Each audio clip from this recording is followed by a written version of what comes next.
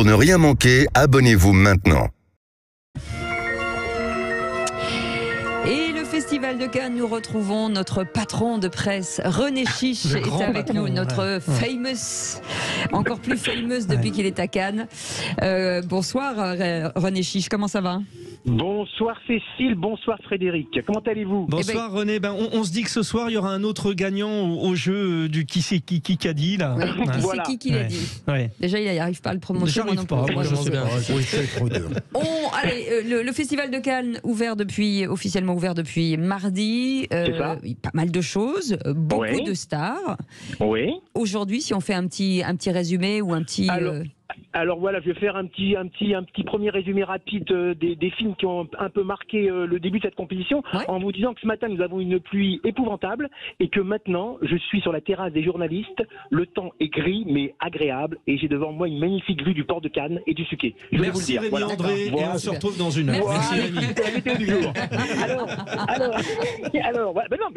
Alors pour revenir un petit peu au film de la compétition, parce que je vais parler de tous les films, il y en a un qui a quand même fortement impressionné les festivaliers. C'était un film d'un Français qui s'appelle Jean-Stéphane Sauvert, qui était produit par Sean Penn et qui est d'ailleurs l'un des deux héros de ce film, qui s'appelle Black Flight, qui a été présenté hier. Et c'est en fait l'univers de deux ambulanciers dans les bas-fonds de New York. Mais alors c'est hyper impressionnant par son intensité, son rythme. Et c'est un film vraiment qui risque de marquer un peu le festival. Pour l'instant, c'est le début, encore une fois, parce qu'il y avait d'autres films qui ont été présentés en compétition, comme le film Monster du japonais Koreeda, le film du chinois Wang Bing, et aussi le film de la française Catherine Corsini. Voilà, ça c'est un peu la compétition. Mais je peux vous dire que par contre, il y a un monde fou qui montre que le festival a retrouvé vraiment ses plus belles étoiles, je dirais, par rapport aux 2 années précédentes qui étaient encore un peu marquées par le Covid, vous voyez. Mais là, on sent que vraiment il y a un monde fou, à la fois des journalistes, bien sûr, des professionnels, mais aussi beaucoup de cinéphiles, comme je vous le disais vendredi dernier, voilà. Et beaucoup de stars, surtout internationales, parce que là, qui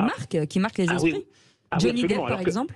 Voilà, alors il y a eu plein de stars quand même qui sont déjà arrivés. Bon, Johnny Depp, Michael Douglas, Harrison Ford hier qui a fait une belle montée des marches pour Indiana Jones. Alors Indiana Jones, je l'ai vu ce matin. Bon, c'est un peu du déjà vu. J'ai pas vraiment beaucoup aimé. C'est le combienième je crois que c'est le cinquième. C'est pas tant que ça finalement. Et le film de Catherine Corsini est bon ou pas Alors le film le retour de Catherine Corsini, personnellement, je n'ai pas tellement apprécié. Je trouve qu'il véhicule un certain nombre de clichés. Bon, c'est un film assez solaire en même temps parce qu'il se déroule en Corse, donc déjà ça donne un petit peu de soleil quand on voit ce genre de film. Racontez-nous René, le film, le titre et tout ça, pour ceux qui ne connaissent pas. Ça s'appelle Le Retour, c'est Le Retour. Alors bon, c'est interprété par plutôt des jeunes comédiennes inconnues, mais il y a quand même aussi Bruno Podalides qui joue le rôle d'un bobo de gauche qui est très impliqué dans tous les sujets. Ça s'appelle un pléonasme, ça, bobo de gauche, non? Tom Conan. Comment Ça s'appelle un pléonasme, bobo de gauche? Non, pas du tout, non, mais c'est le cas. Ils en parlent même dans le film d'ailleurs. Donc c'est un film qui n'a pas vraiment impressionné non plus tant la presse que les festivals. C'est bien fait, mais je pense pas qu'il y aura quelque chose au final. Je peux me tromper, bien sûr. Vous auriez préféré qu'il reste sur place, quoi. Voilà, exactement. Donc ça, c'est le film français de Catherine Corsini. Il y en aura d'autres. Et au niveau des stars, alors bon, si vous voulez parler des stars, donc je dis Harrison Ford, Uma Thurman. Bon, alors bien demain, c'est Leonardo DiCaprio et Robert De Niro qui arrivent. Et puis il y en aura d'autres au fil des jours.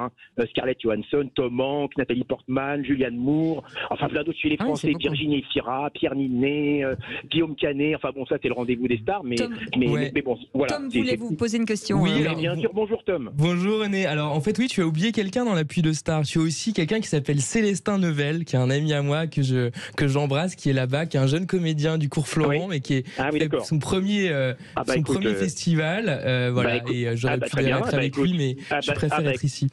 Écoute, je ne connaissais pas cette star. Je t'avoue, je ne connaissais pas cette star. Voilà, star montante peut-être, mais en alors tout du cas, coup, c'est vraiment une star. Et Pierre Perret, est-ce que Pierre Perret mais il est totalement objectif, Tom, mais arrêtez. Bien sûr. En revanche, notre grand blond avec une chaussure noire. Ah oui. Pierre Richard. Il est très bon, d'ailleurs, j'en parlerai tout à l'heure. Pierre Richard était bien sûr présent pour le film Jeanne du Barry, que moi j'ai beaucoup apprécié.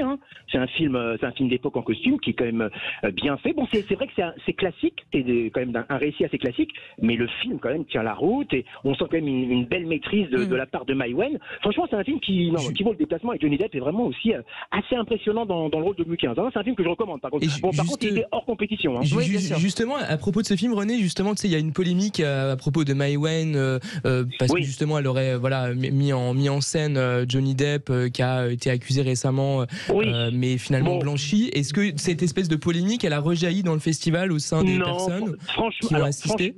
Alors franchement non, pas vraiment très peu. Franchement, il y avait cette polémique concernant Johnny Depp comme vous le dites Tom. Il y avait aussi une polémique concernant Maïwenn elle-même puisque avec son affaire avec Edoui Plenel, qui a agressé Edoui Plenel dans un restaurant.